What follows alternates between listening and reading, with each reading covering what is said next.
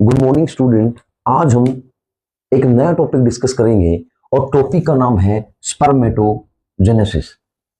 जैसा आप सभी को पता है, नाम से ही स्पर्मेटोजेनेसिस, जहां बायोलॉजी में वर्ड आ जाए जेनेसिस, इसका मतलब होता है सिंथेसिस, किसी भी चीज का बनना, मतलब जेनेसिस। और स्पर्मेटो यानी स्पर्म, तो स्पर्म का बनना, स्पर्म का मैच्योर होना मेल रिप्रोडक्टिव स्ट्रक्चर में, इसी को कहा जाता है स्पर्मेटोजेनेसिस। अब ये प्रोसेस कैसे होता है बेटा, हम इस पर डिस्कस करेंगे। ये प्रोसेस सबसे पहले 4 फेज में कंप्लीट होता है। पहला मल्टीप्लीकेशन फेज, दूसरा ग्रोथ फेज, तीसरा मैच्योरेशन फेज, और जो चौथा होता है उसको हम बोलते हैं डिफरेंशिएशन फेज। अब सबसे पहला जो फेज है उसको डिस्कस करेंगे, जिस फेज का नाम है मल्टीप्लीकेशन फेज।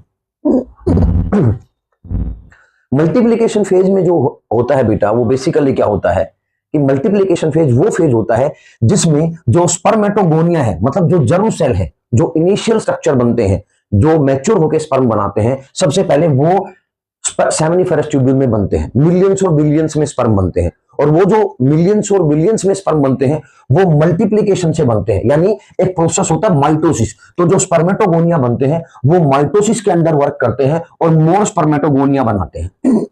इसी को कहते हैं मल्टीप्लीकेशन फेज। दूसरे नंबर पे आ जाता है बेटा ग्रोथ फेज।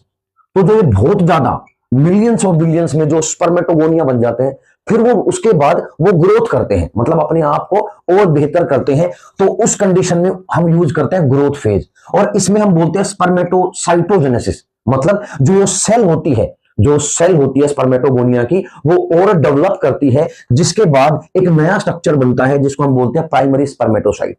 लेकिन एक चीज कॉमन है दोनों में, ये भी 2n है यानी डिप्लॉइड स्ट्रक्चर है, और ये भी क्या है बेटा, डिप्लॉइड स्ट्रक्चर है। मतलब स्ट्रक्चर में कोई फर्क नहीं है, क्रोमोसोम नंबर सेम है 46, लेकिन यहां पे ये जो प्राइमरी स्पर्मेटोसाइट है, ये स्ट्रक्चर जो है ग्रोथ कर गया है, मतलब पहले वाले से और बेहतर हो गया है।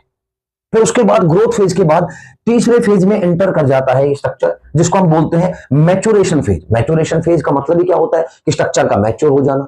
तो बेसिकली प्राइमरी स्पर्मेटोसाइट जो है 2n, ये मैच्योर होता है और मियोसिस 1 में एंटर कर जाता है। मियोसिस 1, और मियोसिस 1 को आप सबको पता है क्या कहा जाता है, रिडक्शनल डिवीजन कहा जाता है मियोसिस को। तो मियोसिस 1 में क्या होता है, जो क्रोमोसोम नंबर होते हैं वो हाफ होते हैं। तो यहां पे क्या होगा, 2n जो है वो n में कन्वर्ट हो जाएगा, और 2n n में कन्वर्ट हो जाएगा, और प्राइमरी स्पर्मेटोसाइट वहीं और मैच्योर होगा और हो जाएगा सेकेंडरी स्पर्मेटोसाइट। मतलब यहां पे कि जो हैप्लोइड स्ट्रक्चर है, यानी n नंबर ऑफ क्रोमोसोम यहां पे बन चुके हैं सेकेंडरी स्पर्मेटोसाइट में। अब इसके बाद क्या होगा, मियोसिस सेकंड में एंटर करेगा प्रोसेस, यानी जो सेकेंडरी स्पर्मेटोसाइट है वो मियोसिस सेकंड में एंटर करेगी। और आपको पता है मियोसिस जो प्रोसेस होता है वो कंप्लीट होता है मियोसिस 1 प्लस मियोसिस 2 मिलने के बाद, मतलब meiosis 1 plus meiosis 2 is equal to meiosis बेटा। तो बेसिकली मियोसिस 2 में एंटर करेगा, तो फिर उसके बाद सेकेंडरी स्पर्मेटोसाइट है वो बनाएंगे स्पर्मेटिड्स।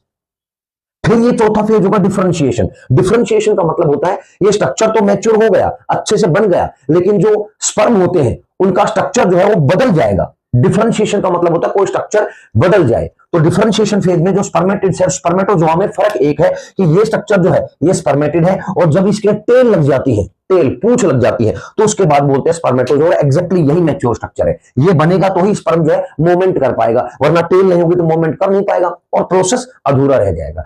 अब हम फ्लो चार्ट के बिहाफ पे दूसरे उसमें हम बताना चाह रहे हैं, आपको ध्यान से समझिए दोबारा से।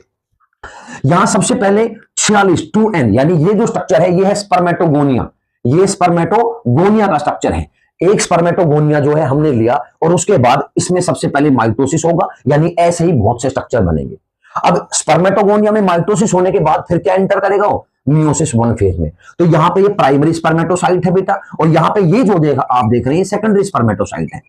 ये सेकेंडरी स्पर्मेटोसाइट है, मतलब जो 46 क्रोमोसोम है यानी 2n जो है, यानी 44 plus x and y, x और y ये रिप्रेजेंट करता है किसको बेटा, मेल रिप्रोडक्टिव सेल को, या फिर इसको रिप्रेजेंट करते हैं सिंबल के बिहाफ पे ऐसे। तो यहां पे 46 क्रोमोसोम है, यानी 44 प्लस x और x, इनमें मियोसिस होगा तो 44 प्लस x यहां पे और 44 प्लस y, 44 प्लस y यहां पे, यानी दोनों क्या हो गए, डिवाइड हो गए। यहां पे कितने हो गए 23, और यहां पे कितने हो गए 23 हो गए, क्योंकि 22 ऑटोसोम प्लस 1 सेक्स क्रोमोसोम तो 22 हो गए 23, और 22 ऑटोसोम और एक सेक्स क्रोमोसोम 23।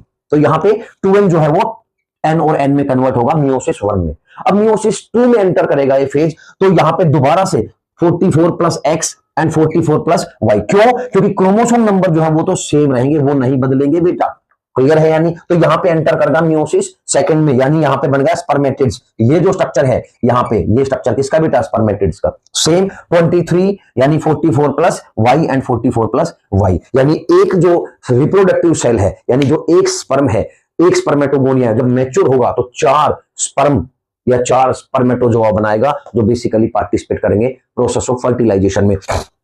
तो यहां पे जैसे ही स्ट्रक्चर बन जाएगा तो 44 plus X, 44 plus X, 44 plus Y, 44 plus Y, chromosome number same रहेगा। फिर इसके बाद ये जो आप स्ट्रक्चर देख रहे हैं इसको हम बोलते हैं स्पर्मेटोजोआ, मतलब the tail is connected over there. Tail का कनेक्ट हो जाना ही क्या है? स्पर्मेटोजोआ। और बायोलॉजिकली एक वर्ड यूज किया जाता है बेटा, नीट का इंपॉर्टेंट क्वेश्चन है, बायोलॉजिकली एक वर्ड यूज किया जाता है इसके लिए, that's called the spermiogenesis. Spermiogenesis का मतलब क्या होता है? जब स्पर्मेटिड कन्वर्ट होता है स्पर्मेटोजोआ में, उस फेज को, उस प्रोसेस को क्या कहते हैं? स्पर्मियोजेनेसिस। तो बेटा ये कंप्लीट प्रोसेस था spermatogenesis, that is the part of gametogenesis. Thank you.